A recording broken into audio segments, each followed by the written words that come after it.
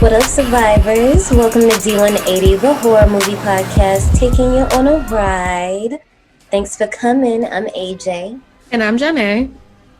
And it's finally May, and the theme is lost and found footage. Found footage is one of my favorite genres in horror. I know for some, y'all might see it as a quick and cheap little effort, but you gotta admit, it's some really great found footage movies. There are some great found footage movies, like Paranormal Activity series. That was my favorite. That's one of my top favorites too. If you guys want to see what we'll be covering this month, you can visit our IG page, Boo D180 Podcast. Click on the park themes highlight, and everything will be right there for you. I think I'll upload it. You'll find out when you click on it. I'm pretty sure I did. But in the meantime, I do have your park recommendations. You ready? Yep. So number one, now, actually, I'm gonna be honest. This first one I have not seen myself. I am in no rush to see it. But if you're looking for something similar to what we're talking about today, number one, you could start at Cannibal Holocaust. Now, I must warn you guys, this one it's a doozy, not in a bad way, but it's a doozy. So if you go in there and you know, something happened that you just wasn't ready for, don't come blaming me. This is just my job to recommend, okay? And then the second one, Janae, I'm sure you've seen this one, but if you're just in the mood for something similar to this, and it's a little bit new, you could try Paranormal Activity. Oh yeah, I've seen up to 3. After the third one, Oh, child, no.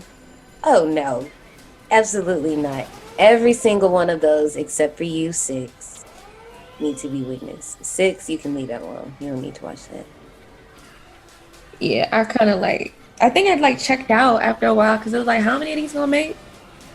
Like, why y'all keep making these? Kind of like with the Saw movies. I was like, how many Saw movies are y'all gonna make? I mean, just like they do in the earlier decades, like in the 80s, it's like, what, 8 or 7 Freddy movies. It's like 12 Jason movies. It's so many Halloween movies. I mean, that's what it is when it's a franchise. It's just, Girl, what formula can you do? Where can you take it? I enjoy it. I love it. Please, and I just can't like wait. I'm tired of Fast and the cannot wait Furious. for the next Paranormal Activity to come out. That's underway, and I can't wait. I will be right there, my ass, hopefully in the theater, enjoying it. But we're not here to talk about Paranormal Activity. We're here to talk about the one that low-key, not for real, because Cannibal Holocaust is really the one that started it for found footage, right? But the Blair Witch Project, coming out in 1999, is the one that kind of paved the way for found footage low-key, if you want to think about it. There is a movie called The Last Broadcast. I can't remember what year that came out, but that came out in between Cannibal Holocaust and before the Blair Witch Project. So you can kind of say that might have kicked it off, but the Blair Witch Project just had something really, really special about it. And I guess we could start about, excuse me, and I guess we could just start with talking about how we found the movie, really.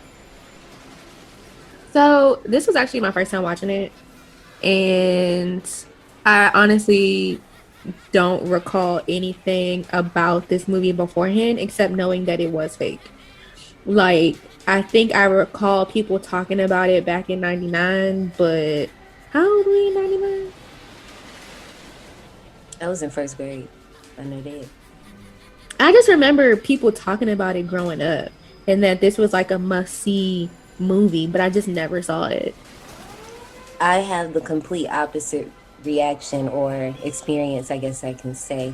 Obviously, I didn't see the movie when it came out. As I said, I was in first grade. But as I've said time and time again, I do have older sisters.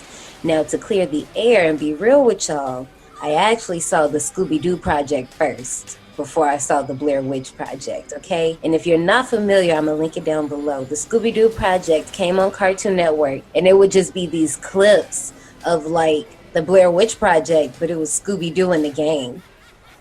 Have you seen this? No, I've never heard of this. Oh, hell no, Johnny. Where was your childhood, Missy? What? Yeah, I haven't heard of this. Oh, no, ma'am. I know. I'm going to force you to watch this. Yes, so it was like a little spoof on, just like I said, I can't remember the first time I saw the Blair Witch Project, but I do remember being afraid of it as a younger child because I grew up in Gary, Indiana. We are hop skipping away from Chicago. I was already scared of the Sugar Man. We don't say his name over here, but y'all know who I'm talking about. I already scared of him. We was doing that Bloody Mary stuff in the mirrors. We was relentless. So anything with an urban legend low key was going to get me when I was little. Seeing it for the first time, I really, like I said, I can't remember. At that point, I think I knew it was fake, but I was still intrigued by the marketing because they did so much to convince you that this movie was real. And I Yeah, mean, they I'm not gonna did. stunt. I mean, obviously, when I was little, of course, I'm going to buy it, but so many people bought it. Yeah, like even now, my like I said, I think last week, my little brother thought, or one of them thought that it was real, and then because he was like, did they ever find the teenagers?" And I was like, "Caleb, it's not real." And he was like, "What? Seriously?" And I was like, "Yeah," because he tried to watch it. Because he asked me, he was like, "Have you seen the Blair Witch Project?" And I really thought that I had, and I was like, "Yeah, but I've seen it a long time ago," not realizing I really hadn't watched it. But he was like that it was boring and he couldn't get into it. But he I was had like, to "Is it go real?" And ahead. I'm like, "No."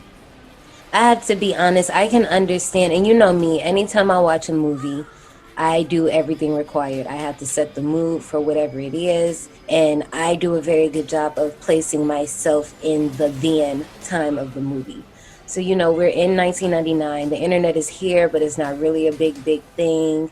Cell phones are here, but still, again, that technology isn't really there and far as it is today. So I could see, like, any of my nieces and nephews born in the 2000s and beyond, if they watch this, I could see them being like, okay, like, because as far as horror goes, I realize, unless you're just a person that's open to everything, the decade of horror that you're born into does have a lot to do with how you see horror, if that makes sense. Because I would be willing to bet that your brother probably enjoys like the Conjuring series or any Yeah, of the because like franchises that have come yeah, out. like And we'll go watch ahead. The Conjuring together. So he's actually ready for Conjuring 4. Is that the fourth one that's coming out in The June? devil made me do it. Yeah, so he's ready for that one to come out. He's already been sending me like the trailers and stuff. And then like Insidious and stuff like that. But I don't think we watched Annabelle. Did we watch Annabelle? No, we didn't watch Annabelle. But he's into like those type of scary movies. And see, no shade to those type of scary movies because I will give credit. Some Conjuring 1 and 2 are great. The others, not so much.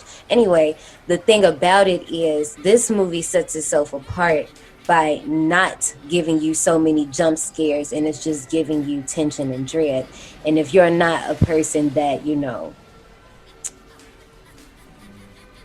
I won't say is used to because that's not really it. If that's not your taste, then I can see how this movie might not do it for you. Because you got to consider for this movie, especially it came out post Scream era, and we've had this conversation. You already know it was the familiar formula of the teens getting killed by some type of means, whether they're in the high school, college, cabin in the woods, in the mall, in the wherever the hell at work, wherever they are. This is now getting a personal view, a documentary type girl. I don't know about you, but when I was growing up, my mama and daddy always had a damn video camera in my face, and I remember watching these back to back, and this looks just like that. Like, I forgot how authentic this movie looks, especially when you compare it to the newer found footage movies like any of the movies we'll even be watching later on this month. None of them look like this movie. Yeah, I don't correlate with family home movies and stuff like that because I was the one who started recording things once I got into like middle school. Um, but yeah, this movie I'm with Caleb on this. I kind of figured that. I figured.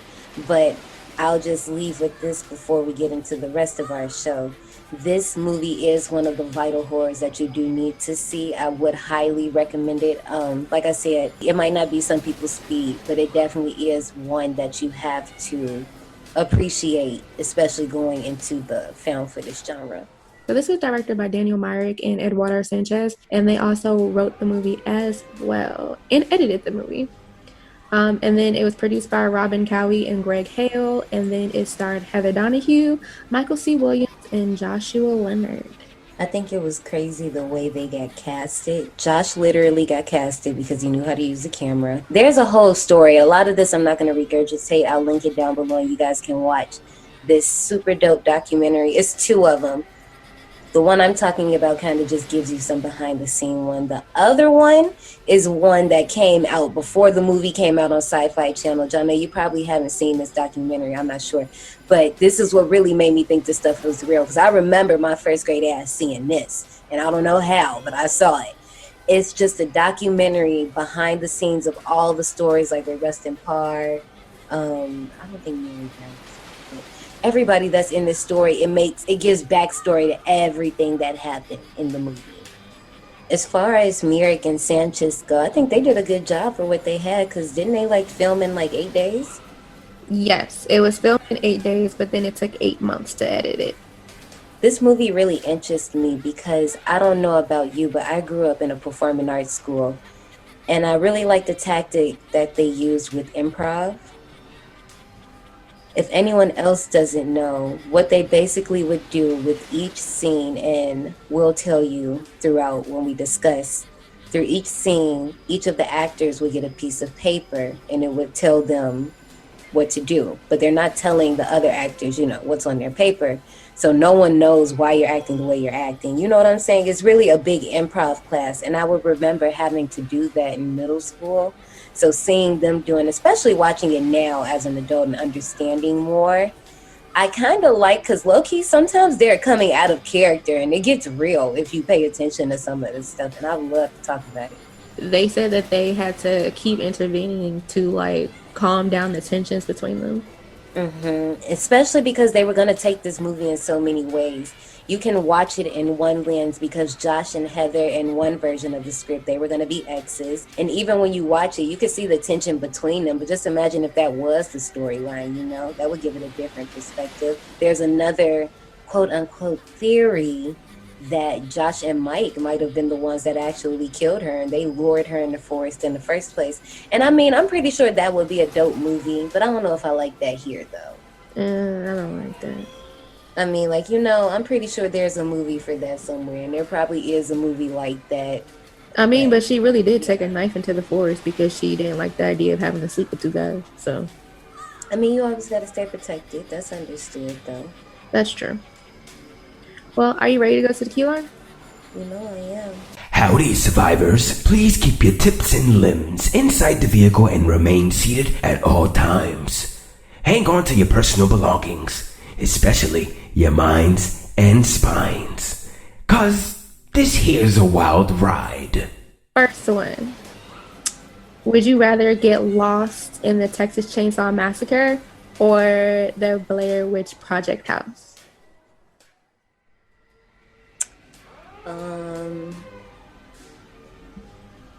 That's hard.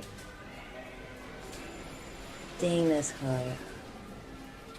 I'll probably have to take my chances in the TCM house, because I might have a fighting chance to get out. I just feel like the second one, I don't know. Would you rather wake up in the reverse bear trap from Saw, I think, or the needle pit? I'll take one for the needle pit. Okay. And then, would you rather make out with Pennywise or Michael Myers? Oh. I guess in the past I helped dealt with some clown niggas. But that ain't my case no more. I don't know, because Michael is triggered by sex. So he might kill me and be confused. I'm gonna go with Pennywise. Because he a shapeshifter, so I could just act like I'm scared of something beautiful. And he turned into it. Would you rather spend a week alone in the room with Annabelle or the nun painting from the Conjuring films? Oh, hell.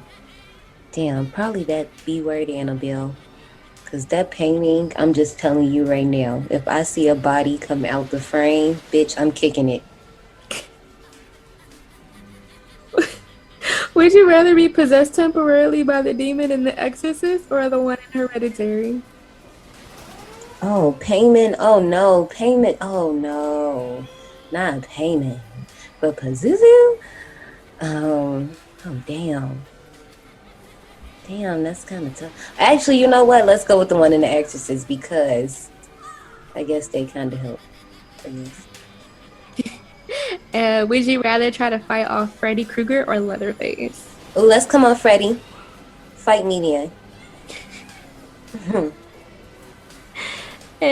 Would you rather spend your summer at Camp Crystal Lake from Friday the 13th or the cabin from The Evil Dead? Damn, can I like take my chances at Camp Arawak from Sleepaway Camp? Yeah, it's not an option. um, who was this? Oh, Evil Dead. Mm-hmm. Yeah, no, I'm going to the Evil Dead cabin because I wouldn't touch shit. That's true. But you can't help the other people who with you. I will whoop all of y'all. Would you rather be haunted by the girl from The Ring or the demon from Paranormal Activity for 1 year? Oh, hell no. What? First of all, because the girl from The Ring, she gonna get you in 7 days, so that's not even, that's not even gonna work. You getting cheated out of your year right there. So, actually, you know what? I'm gonna take Toby because if you just ignore him, he will go somewhere else. And then the last one, would you rather spend a night alone at the Bates Motel or the Overlook Hotel? Oh, damn. You know what? If I spend a night at the Bates, I'm a female, so I might automatically get the X. But at the Overlook Hotel,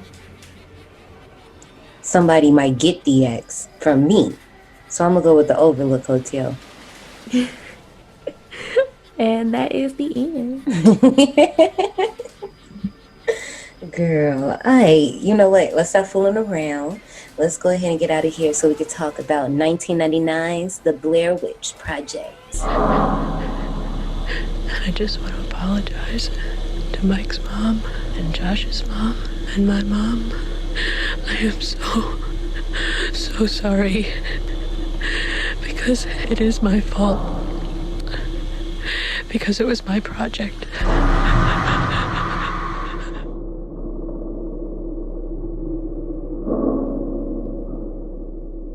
The search of the 3 missing Montgomery College students continues in Frederick County tonight. 10 days and thousands of man-hours have been unable to produce any clues. We have a few leads, a few other options we want to take advantage of, and just try to put together some pieces to this puzzle. Do you believe the occult may be involved in the disappearance of your son? I am so scared.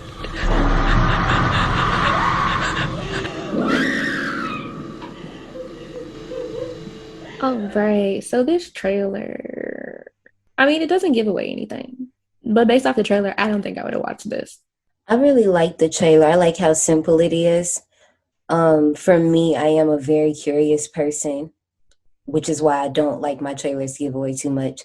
So watching this, I think I'm more intrigued by how simple it was. And I'm pretty sure there probably were other commercials out because I know they had the missing posters out. Just as I mentioned before, and we'll be mentioning throughout the whole thing, the marketing for this is really what played this up. So I'm just curious what other trailers might have looked like, and I'll probably find some, I'm sure, after we get done recording this, and see what actually would lead people to the website. Because if I was old enough, I know I wanted to know what was on this website. I mean, it's up right now, and I've taken a look at it. Then, if I was old enough to get on the internet by myself, I definitely would have wanted to check it out. Yeah, I probably would have checked out the website and stuff like that. And then at that time, I probably would have thought that it was real because of all of the marketing that they put into it at that time. Yeah, I think that's what really ruins things now. It's so easy to figure things out that it kind of takes the fun out of it. That's kind of sad. Because watching this now, I don't get the effect. I feel like the marketing is what made the movie, honestly. Actually, I would love to argue. So let's begin because I'm ready to argue. Okay. So the movie starts out with your typical documentary style intro where you have your screen explaining the background of the story. So, of course, in 1994, in October, you have three student filmmakers that disappear into the woods near Burkittsville, Maryland, while shooting this documentary. And a year later, their footage was found. So, when the movie opens, you're introduced to Heather, Mike, and Josh preparing to leave for Burkittsville. Heather's looking like the dream. I was feeling that little comb headband she had. It was cute. You know, I really didn't pay attention to. It was cute because after we meet, because as we're meeting them, this is where we also establish that we have two cameras. So now you know you're going to get two views. One is the 16 and one is the 18. And it's established that Josh will be running like the visual camera while Mike is there because he's going to be running this town. So once they get to Burkittsville, they interview residents about the legend, and then locals tell them of Rustin Parr, a hermit who lived in the woods and kidnapped 7 children in the 1940s. He supposedly killed them all in his basement, murdering them in pairs while having one stand in the corner.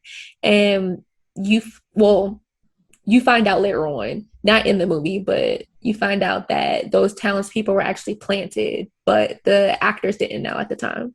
I love all of these actors. It's kind of, like I said earlier, everything was a big improv thing. So the directors were going to basically, and I know some of you can ask, well, if there's no script, then how is this directed and written? Like I said, once again, if you're familiar with theater, it's very hands-on, hands-off. They're just leaving breadcrumbs for them. So what they did with the locals is they just told them like, hey, these kids are going to come in here, talk to you about the Blair Witch, make something up.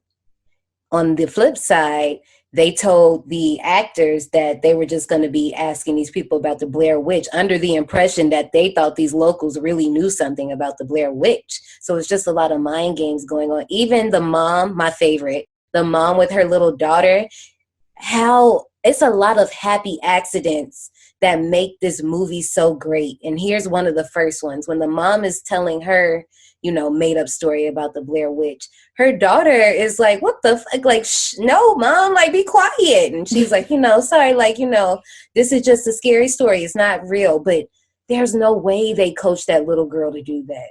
You get what I'm saying? So it's just, it's more stuff, and I'm pointing it out, but it's more stuff that happens that's just little happy incidents like that just makes this movie charming. But before we go on, I have to mention one more person, and that's Mary Brown. Now, the thing about Mary Brown is she actually worked production on the movie. You get what I'm saying? And I can't remember if they couldn't get somebody to play this part.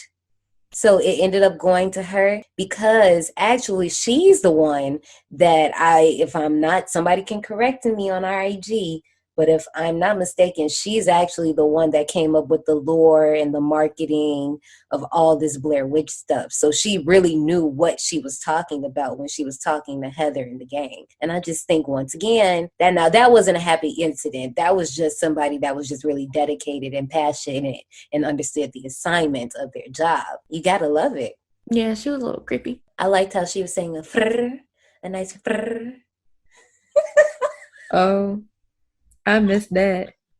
Like, yeah, she was like, it was her hand when she pulled it back, it was dark frrr, like frrr. I'm like, why she keep rolling her R's? Girl, sit down.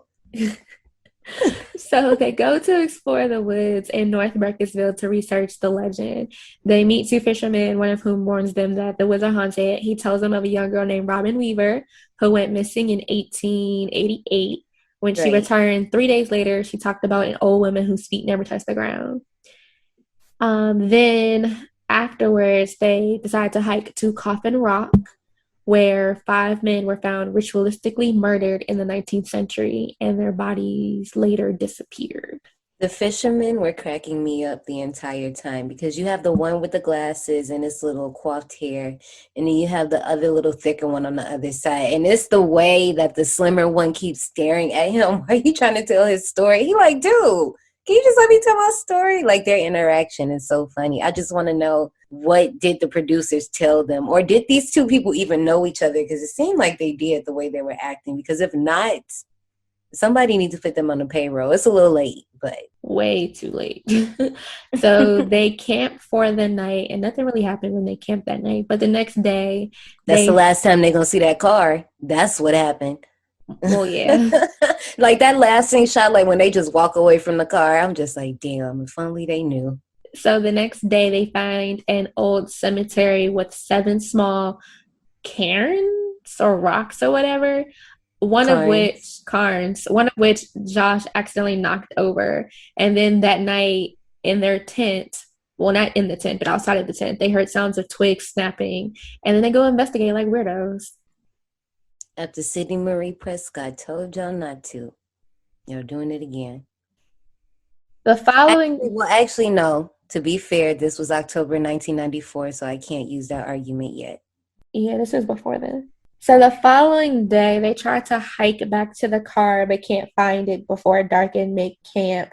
While they were hiking, Mike and Josh are starting to get irritated with Heather, who thinks she knows it She been all. annoying the whole time, the entire time, because we glossed over this. When they had to go across the stream with all the equipment, if she asks, how are we going to get the data across one more time, I was going to lose it. Like, I would hate to be on a team project with her. I did not I had a drinking game, but it was no way we were going to do it on a podcast. So if you're watching the movie and you just want to get real fucked up, take the sip every time Heather annoys you, and trust me, you'll be taken care of, okay? Every time. Yeah, she couldn't read a map. It's clearly she couldn't read a map or a compass. She wouldn't turn off the camera or give up the map.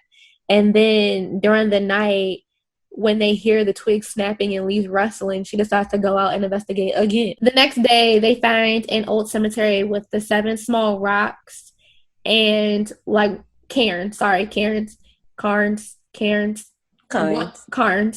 of which Josh accidentally knocked over.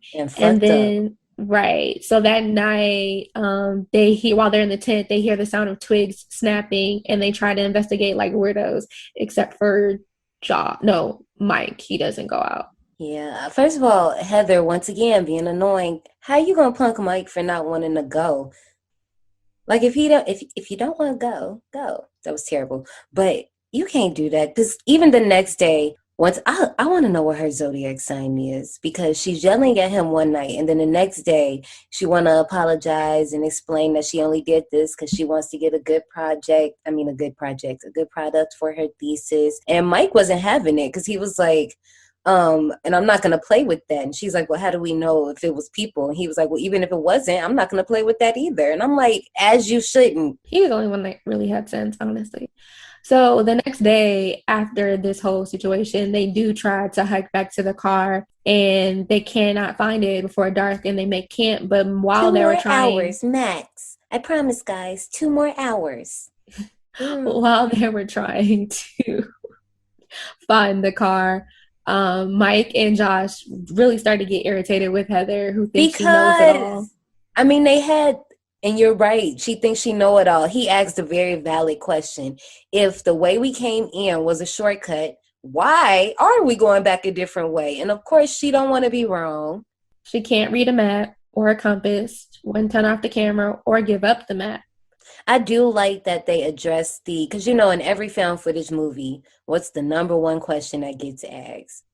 Why are they filming? And because of this, it's almost low-key a found footage rule that at some point we need to have a clear. I hate to say we need, because I don't care. If we taping it, we taping it. Like, show me, nigga, damn. But at some point it has to be explained to the audience that wants that why we're taping. And they ask multiple times. They tell her, turn off the camera. Like, why are you taping this? Like, if you're going to tape something, don't be taping our conversations and blah, blah, blah, blah, blah. And for Heather, she's trying to have some type of control of the situation and just say, like, I'm trying to document this so I can prove you guys wrong and da-da-da-da-da. And this will be triumphant. Girl, you focused on the wrong things. Honestly. And even on top of that, they really fed up with Heather, because this is past the project time. They've been out in these woods for maybe 2 days or something like that. The DAT needs to be returned in the morning. The camera that Josh brought needs to be returned in the morning. And he's supposed to be at work at 9 a.m. tomorrow. But anyway, that night, this scene kind of got me a little bit, because they hear twigs again, of course. But I think Mike asks, like, what time is it? And if anybody out there feels me, when you wake up in the middle of the night and you check your phone to see what time it is, I pray every single time that it's 5 a.m. and after. Because if I wake up and I see 2, 3, I get so pissed. I don't even go to sleep at a decent time anymore. I'm going to sleep at like 5, 6 o'clock in the morning, so I can't relate anymore. My sleep schedule is off. Oh no. So this is when they wake up in the morning and they find that shit outside. Yep, they find 3 cairns that have been built around their tent, and no one is here for that. And this is when we find out that Heather map is actually missing, and tensions continue to rise between them after this fact has been realized. Eventually, after walking through the woods for some time, Mike reveals that he kicked the map into the creek out of frustration, which then pisses the other 2 off, and they attack him in a rage. And now they really realize that they're lost. This entire scene, I really like how it unfolded because first of all, you see, okay, Josh and Heather get into it because she think he has the map and vice versa. Whole time, Mike is asking, we don't have the map, knowing damn well this motherfucker's the one that kicked it in the goddamn creek the entire damn time. Anyway, poor Josh, he's losing all hope. He's like, it's a scene in between this, all that we're talking about right now, where Josh is laid out on the ground and Heather like sits down, and it's kind of unsettling because you kind of don't know what Josh is doing at first. He looks like he's just strung out. All the claims that Heather makes about this being America and there's no way that they can get lost. And, they even tried to settle on the fact that at this point, somebody has to come look for them because they know that, they were supposed to be back. The last thing I want to say about this scene is, I don't know about you, but I've been through a situation where boys have played entirely too much and I've gotten a little sensitive because the whole wet shoe situation when Heather was not trying to be here for their games, like, I don't know, boys are stupid and they laugh at anything, but I understand why she was upset. She just couldn't take it. Well, it was partially her fault. She can't read a map and she thinks she knows everything. But let's also make this very clear on that last note. Heather was very happy she wasn't to blame and Mike could catch all that heat. Right. So after they stop fighting, they decide to head south and eventually discover the signature stick figure suspended from the trees. Once they finally decide to make camp for that night, they hear more strange sounds. This time they hear children laughing. So see, they really kind of messed themselves up low-key. Well, actually, they tried to help themselves because they go to camp without fire or any light because they think, the past few nights where we had fire and light, we've been giving away our location. So that's why people have been messing with us. And so now they like, okay, well, let's just go completely in the dark. And still, it gets even worse. Yeah, because somebody roll up on them and shake their tent. Bruh. And obviously, outside of the movie, this is the director and the entire crew messing with them because there were even speakers set up throughout a certain radius throughout where they were. So when they were hearing things, they couldn't really tell where the sound was coming from because it really was surrounding them. And it just made them very disoriented. So much so that they fled the tent in a panic and hid in the woods until dawn. Another happy incident. And it's just like, okay. When they run out into the forest and Heather screams, what the fuck is that? And they just run and it's that iconic chase scene and you just see Heather. They were supposed to turn around because we were actually supposed to see the Blair Witch. It was actually the film's art director, Ricardo Moreno. He had these white long johns and these white stockings and these white little pantyhose pulled over his head. And the way they had him standing in the spot, you really couldn't tell what the heck you were looking at. But because, once again, they don't know what they're getting into. They just get a piece of paper and roll with it. They didn't know they were going to see him, and it genuinely scared him, and nobody ever turned around with the camera to see what it was. But to be honest, I'm glad we didn't see it. And I know a lot of people, they're like, well, I would rather see the monster. I wanted to see No, that's how shit gets ruined. Because just think of, I don't know which movie it is in that franchise, The Conjuring, that has the cricket man. The cricket man. I was so mad that I actually got to see what he looked like. He scared me the first time that he popped up out of that little thing because it was dark and I didn't know what I was looking at the entire time. It's so many movies I can rattle off that people like because they get to Sinister is a great example. I think it's the part that happens at the end of Sinister that makes me so upset because it changes the villain for me. Like, we don't need to see it.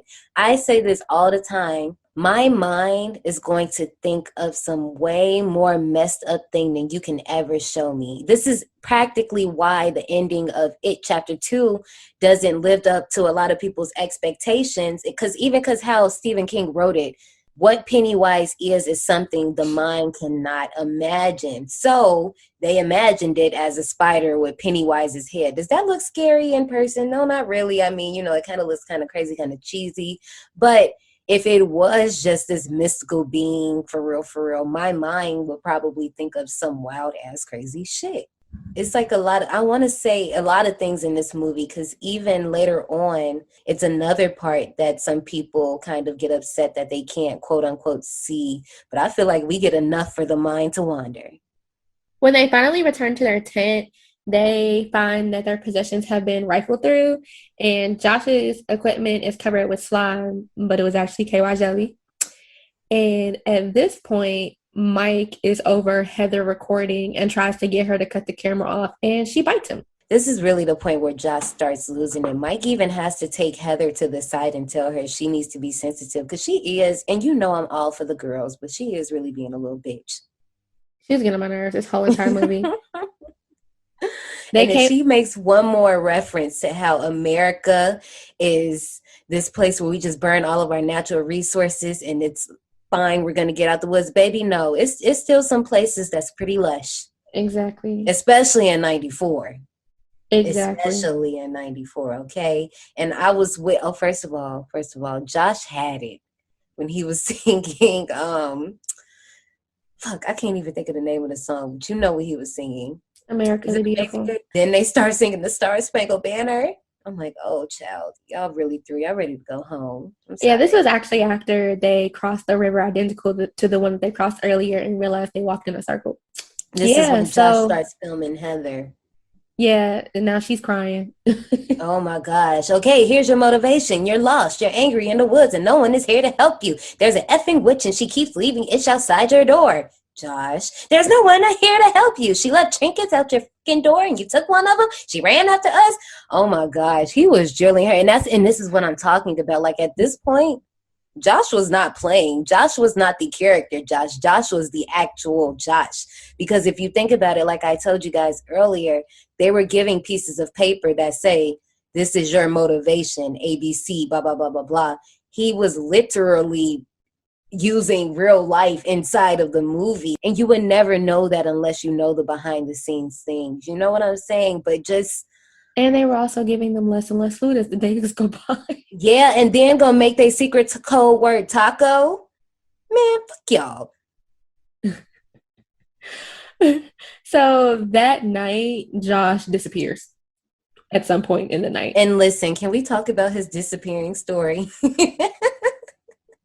Listen, when they let him know, when they gave him his little piece of paper and said, you're going to disappear, they found him, right? And they said, okay, well, you're dead. And he was like, oh, okay, bet. Because whole time he had this concert that he wanted to go to. So he went to Denny's, got stoned, and went to this concert and went about his business and got his check, as he should. And I love it.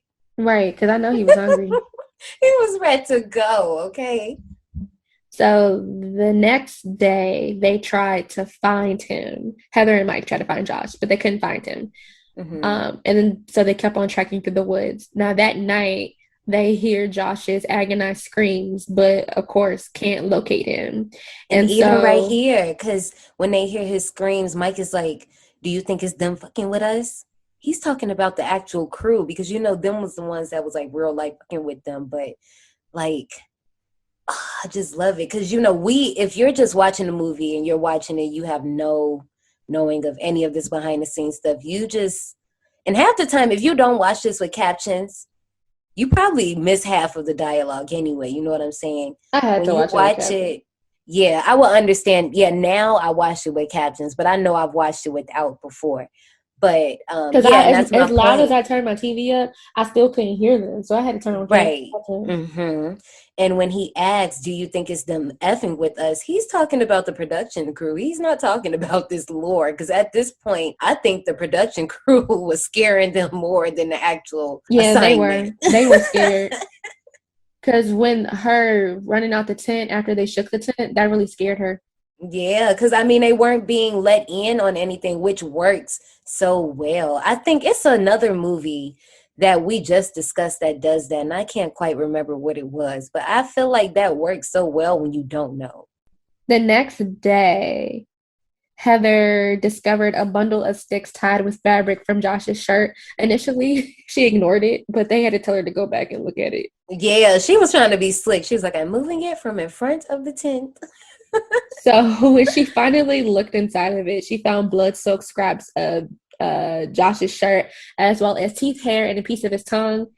And she was fucked up over that. I mean, okay, and then you didn't know tell what? Mike.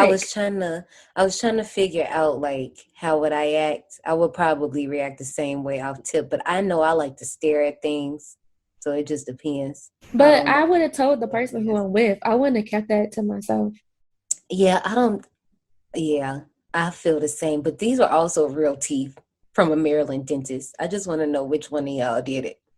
Which one of y'all provided them teeth? I really want to know who it was. And this is the other part I was talking about. Remember earlier I was saying like how they didn't catch the quote unquote Blair Witch on camera. Yeah.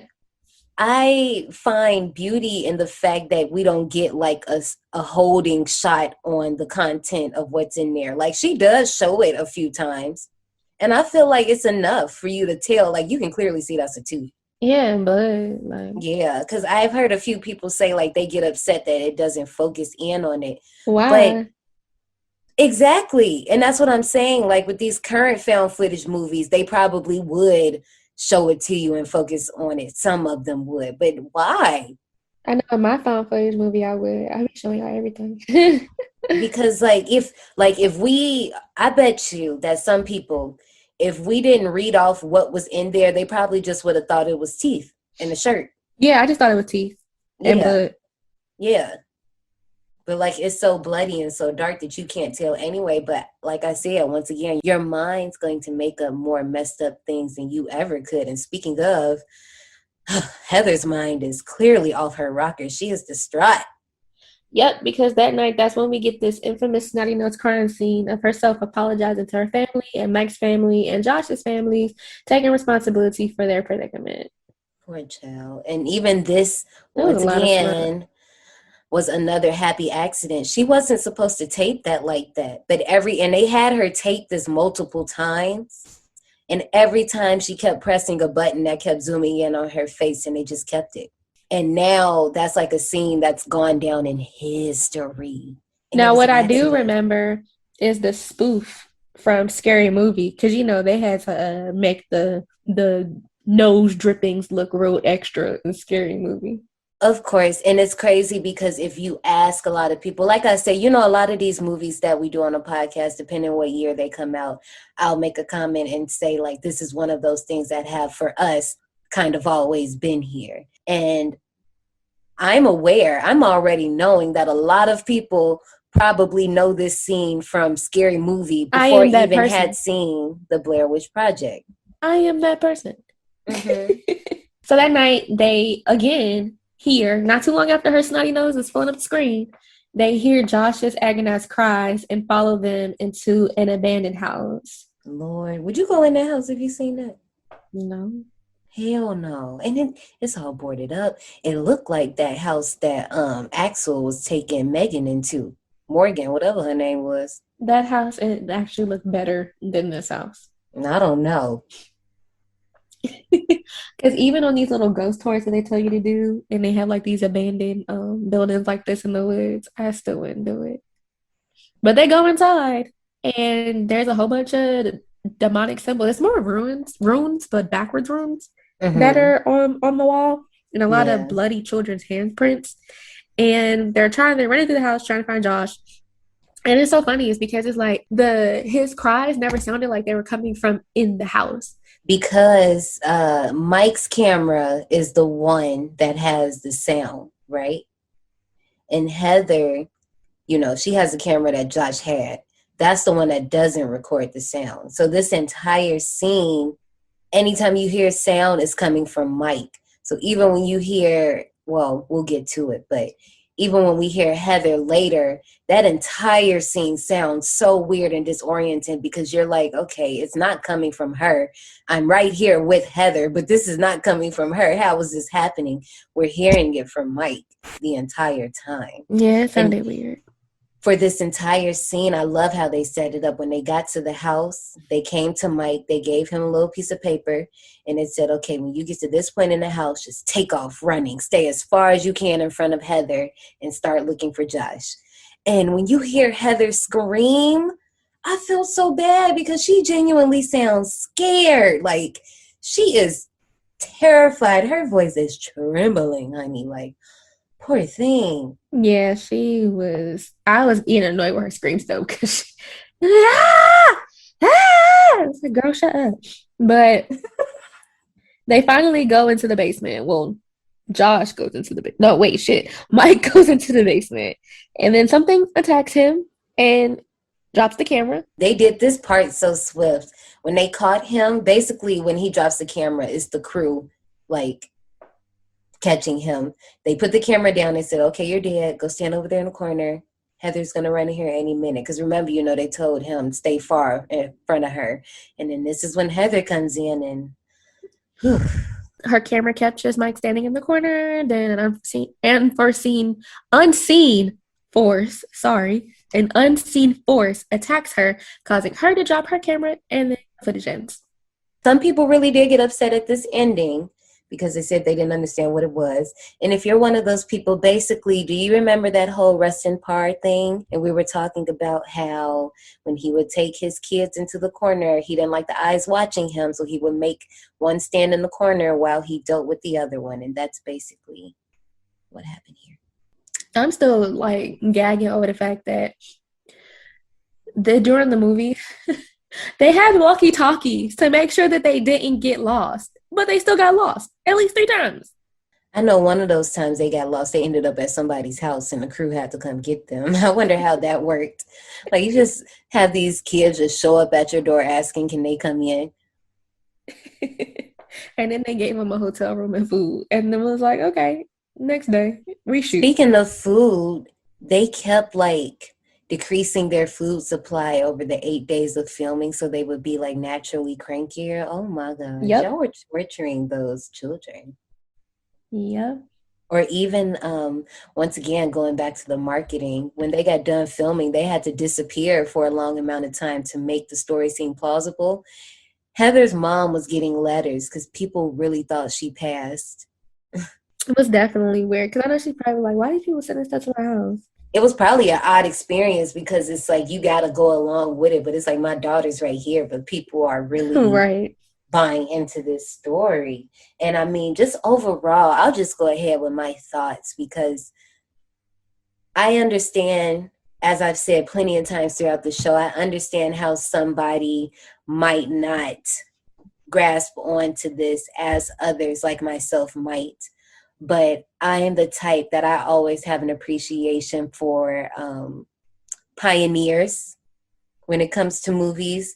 So even with slashers, like I really like Black Christmas as an early slasher, or even Jess as an early Final Girl. Like I'm really into seeing like how things culminated and how they've transformed into what they are now. And with the Blair Witch, you cannot deny that all of these happy mistakes, all of these just genuine tactics that they use made a movie that will forever go down in history as legendary. And I get how somebody can think it's boring, but I also would say to that, I would question, like, are you putting yourself in the right atmosphere to watch it?